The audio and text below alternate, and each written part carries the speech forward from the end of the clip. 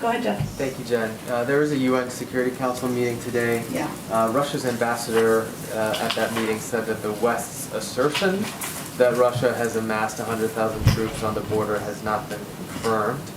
And China at that meeting also said that it did not view Russia's troops as a threat to Ukraine. Wondering about the White House's response to those two comments. Well, those are also the two countries that voted against the meeting proceeding, the only two, right? I would note that we have based the information we have provided to all of you on substantive reports out there, our own assessments, our own coordinated intelligence gathering with our partners on the ground. And those are assessments that are, as you know, Jeff, are also made by the Europeans. Now, again, Russia has the power. They are the aggressor here. They have the power and ability to de-escalate, to pull their troops back from the border, to not push more troops to Belarus, to take steps to de-escalate the situation on the ground. But we see with our own eyes. You have heard members of our defense team, our Secretary of Defense, as well as General Milley speak to this in very specific detail, as well as our UN ambassador this morning. It is not our preference to be having these conversations. We'd prefer there to be de-escalatory actions by the Russians. And China?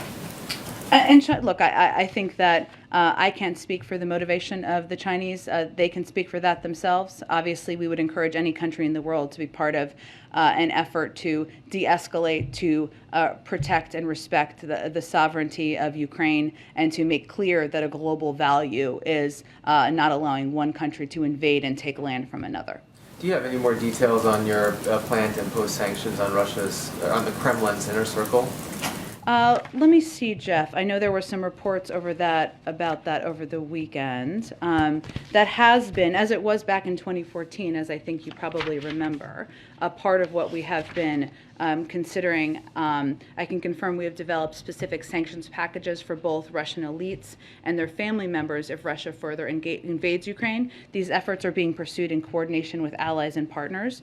The individuals we've identified are in or near the inner circle of the Kremlin and play a role in government decision-making, or at a minimum, complicit in the Kremlin's destabilizing behavior. Many of these individuals are particularly vulnerable targets because of their deepened financial ties with the West, meaning they would be hurt by sanctions that are tying them to Western financial systems. I would also note that this is just one piece of our effort to hit Russia from all angles, and this is when Jake Sullivan came here several weeks ago and talked about how this will be far above and beyond what we're considering 2014. A lot of what we did in 2014 was around individuals, right? And we're talking about major parts of the financial system. But there is a package.